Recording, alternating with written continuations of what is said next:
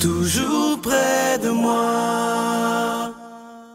Bon début de semaine en ce lundi 5 novembre. Aujourd'hui, je rencontre quelqu'un, je vais aller le rencontrer dans quelques secondes, quelqu'un que j'apprécie énormément. Et moi, ce qui m'a toujours frappé chez cet homme, c'est son calme. Pourtant, il a un horaire chargé comme ça se peut pas. Je ne sais pas comment il fait pour y arriver, mais chaque fois que je le rencontre, ça me fait du bien parce qu'il est vraiment pas stressé. Et c'est quelqu'un qui nous apprend beaucoup. Aujourd'hui, je m'en vais rencontrer immédiatement M. Eddie Savoie. Cette émission vous est présentée par l'organisme catholique La Victoire de l'amour. Depuis toujours, l'être humain cherche le chemin qui mène au vrai bonheur. Pourtant, encore aujourd'hui, notre monde se meurt d'un manque d'amour. Il y a plus de 2000 ans, un homme du nom de Jésus de Nazareth est venu bouleverser le monde, et ce, à tout jamais. Si tu acceptes le Christ dans ta vie, tu es condamné à être heureux.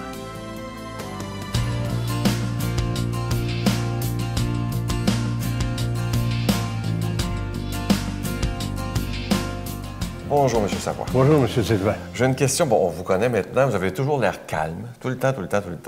Mais avec toutes les réalisations, toutes les responsabilités que vous avez, ça doit vous arriver d'avoir des stress quand même.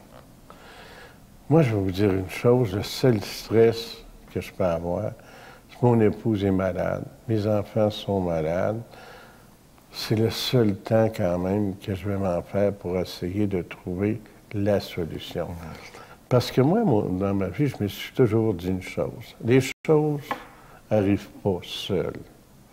Puis les personnes qui apprennent dans la vie de faire les choses le mieux possible, de jamais, autant que possible, pas remettre au lendemain ou à l'année d'ensuite pour se créer des stress.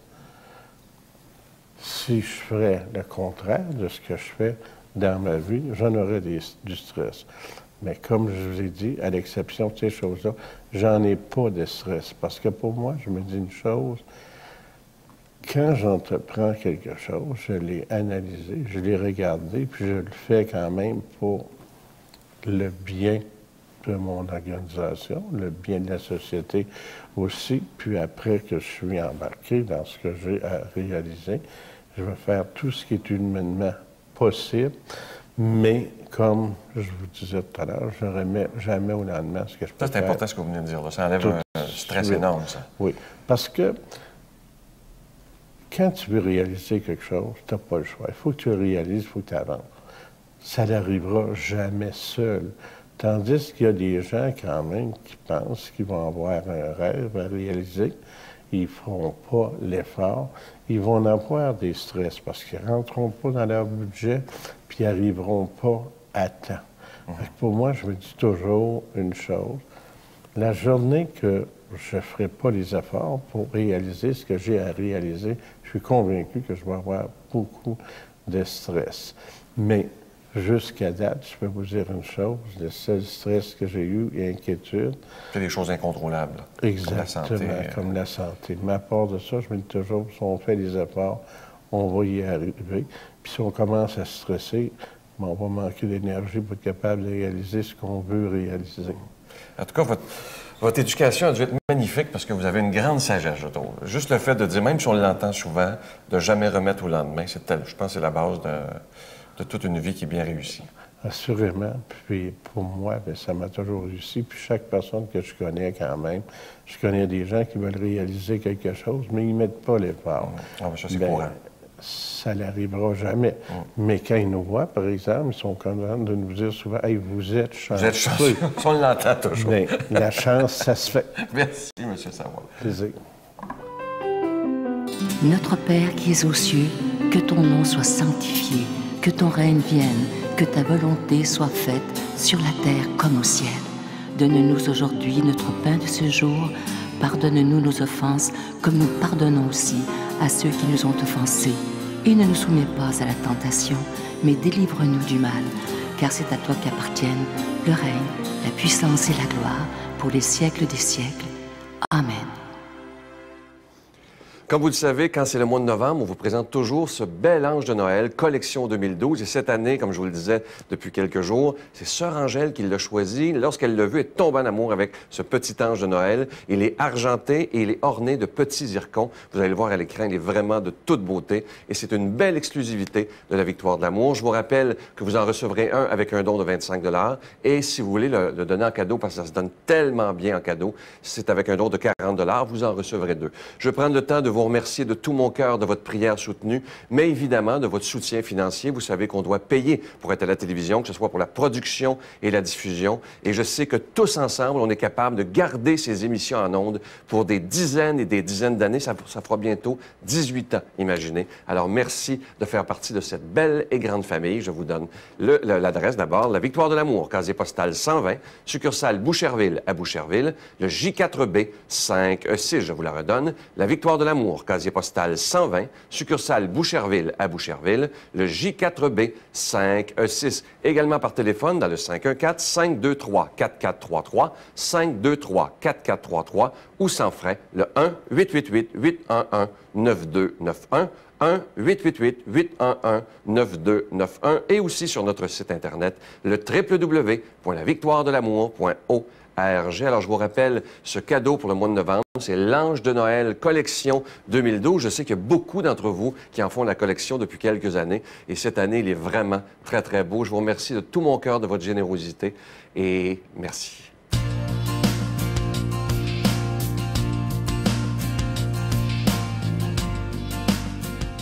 On s'en va à la rencontre pour la parole de Dieu. Je vous dis souvent que pour moi, c'est la priorité des priorités. J'espère que c'est la même chose pour vous. On va rejoindre notre ami, l'abbé Donald Thompson.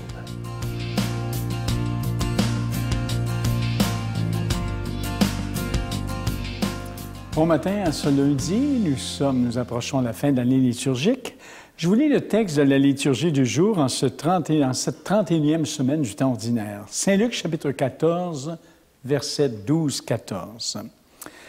Jésus est entré chez un chef des pharisiens pour y prendre son repas.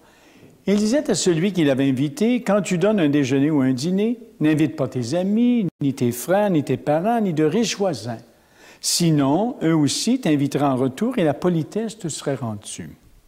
Au contraire, quand tu donnes un festin, invite des pauvres, des estropiés, des boiteux, des aveugles, et tu seras heureux. Parce qu'ils n'ont rien à te rendre, cela te sera rendu à la résurrection des justes. » Un drôle de texte, hein? Très, très curieux. Humainement parlant, là, moi, je fais pareil comme le texte, je suis un pharisien, j'invite du monde, il m'invite à mon tour, donc c'est de même qu'on fonctionne. Avec l'Évangile, il y a toujours quelque chose qui est à contre-courant, mais allons chercher l'essentiel à travers ce texte du repas de Jésus chez un pharisien. Dans le fond, c'est se préoccuper des autres. Retenons ce message-là. On doit se préoccuper des autres. Que chacun de vous, j'oserais dire, ne soit pas préoccupé de lui-même uniquement ou d'elle-même, mais aussi des autres. Et souvent, nous entendons dire qu'il faut d'abord se préoccuper de son propre bonheur. On entend ça régulièrement dans notre société. Ensuite, on verra pour les autres. Occupe-toi de toi-même. Dans un monde où presque tout semble prévu, si vous voulez, ou prévisible, notre attention envers le prochain a tendance à passer au second plan. Admettons-le, on est dans un style de vie « je me moi »,« cocooning », etc. Bon. Pour les pauvres, on sait bien, on va dire, il existe des programmes sociaux pour les pauvres. Pour les injustices, il y a la cour pénale. Pour l'amour et la chaleur humaine, quand les gens manquent, il y a des organismes communautaires qui prennent le relais pour donner de l'affection à des gens. Et puis, pour développer la chaleur, on pense par exemple aux petits frères des pauvres. Bon. Pour les enfants, il y a la garderie, il y a le milieu scolaire. C'est quoi le problème? C'est quoi le problème? Des gens, des institutions s'occupent de nos aînés, de nos familles. Papa est trop vieux, maman est trop vieille, ils sont peu autonomes. Il y a une institution en quelque part. Bon, c'est bien. C'est signe qu'on s'occupe de ceux et de celles qui sont dans le besoin. Mais toutes ces situations-là, quand on y prête attention, ça risque de nous éloigner du contact des fois avec la réalité. Et la réalité, c'est il y a quelqu'un de prévu pour s'occuper. On se dit, il y a toujours quelque chose de prévu, quelqu'un de chaque situation. Mais est-ce que ça me dispense est-ce que ça nous dispense de nous soucier du bonheur des autres? Voyez-vous, l'Évangile d'aujourd'hui nous pose à chacun et chacune d'entre nous cette question-là. Cela te sera rendu, à la fin de l'Évangile, à la résurrection des justes. Cela te sera rendu. Dans l'Évangile, Jésus ose interpeller un pharisien. Tu sais, pharisien, c'est ceux qui connaissaient bien la religion à l'époque, qui l'invite à dîner chez lui. Quelle audace, d'abord, d'inviter un pharisien et d'accepter cette invitation-là. Plutôt, il lui propose de convier dorénavant, tu inviteras des personnes qui n'ont rien à te rendre en retour. Voyez-vous, la situation, c'est ça qui est évoqué. Cela lui sera rendu à la résurrection des justes. Alors Jésus nous demande, mes chers amis, de reconsidérer nos motivations dans le choix des personnes à fréquenter. Y cherchons-nous d'abord notre intérêt? Sommes-nous vraiment préoccupés par l'autre que nous accueillons? Voyez-vous, c'est le genre de questions ce matin auxquelles l'Évangile nous interpelle. Comment voulons-nous que cela nous soit rendu? C'est une bonne question, Alors, je pense que tous et toutes, on est confrontés à regarder notre façon, notre manière, nos ouvertures aux autres, notre manière de vivre la réalité quotidienne. Et je pense que c'est important. Dans un monde où il y a beaucoup d'individualisme, remarquez comment les gens sont en manque. C'est curieux, on a tous les moyens de communication, on est très techno, on a l'univers à nos pieds à l'instant, mais il n'y a plus personne qui nous parle. Vous savez qu'à téléphonant quelque part, c'est des répondeurs partout, pèse tel numéro, tel numéro, tel numéro. C'est dans nos institutions, c'est la même chose. On dirait qu'on est confiné avec nos ordinateurs, notre iPod, je ne sais plus comment on peut appeler ça, et il n'y a plus personne qui nous parle, mais on ne peut pas parler à personne. Il y a beaucoup de gens qui souffrent de solitude dans notre société. Donc, c'est l'Évangile qui nous interroge, de nous préoccuper du bonheur des autres et de porter attention aux besoins des autres. Et ça fait vivre aussi. Cela nous sera rendu. Moi, quand quelqu'un me dit « j'ai arrêté d'être replié sur moi-même, je me suis ouvert », j'ai récolté beaucoup. Alors, je pense que le Dieu de la vie nous interpelle et qu'il nous bénisse. Le Père, le Fils et l'Esprit Saint. Amen. Et bonne journée, bon lundi. Je vous salue Marie, pleine de grâce. Le Seigneur est avec vous. Vous êtes bénie entre toutes les femmes, et Jésus, le fruit de vos entrailles, est béni. Sainte Marie, Mère de Dieu, priez pour nous pauvres pécheurs, maintenant et à l'heure de notre mort. Amen.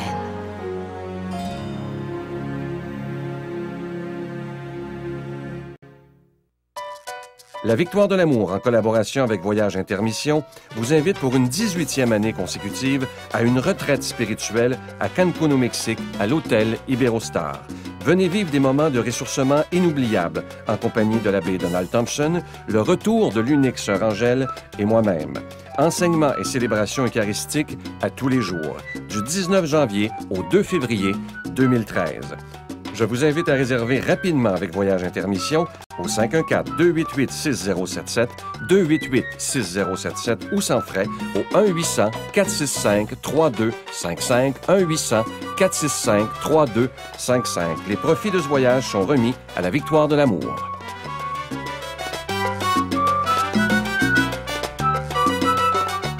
Je vais vous laisser encore une fois avec une très, très belle pensée qu'on peut méditer pendant toute la journée. Ça dit ceci: « Sois fort quand tu es affaibli. Sois courageux quand tu as peur. Sois humble lorsque tu es victorieux. Mais surtout, sois exceptionnel à tous les jours. » C'est ce qu'on va essayer de faire aujourd'hui, d'être exceptionnel et de sourire au plus de personnes possible. Je vous dis à demain. Bye bye. Si je pouvais dire une dernière chose, c'est que je l'aime. Puis je la remercie tellement de tout ce qu'elle a fait, non seulement pour moi, pour mes parents. Quand elle m'a gardée, je sais que j'ai pas toujours été gentille avec elle, tu sais. J'aurais pu l'aider plus, j'en suis consciente. Il y a des erreurs que j'ai faites, mais je l'aime tellement. Je voulais juste dire que je l'aime. La Victoire de l'amour remercie de tout cœur les Résidences Soleil de leur accueil si chaleureux.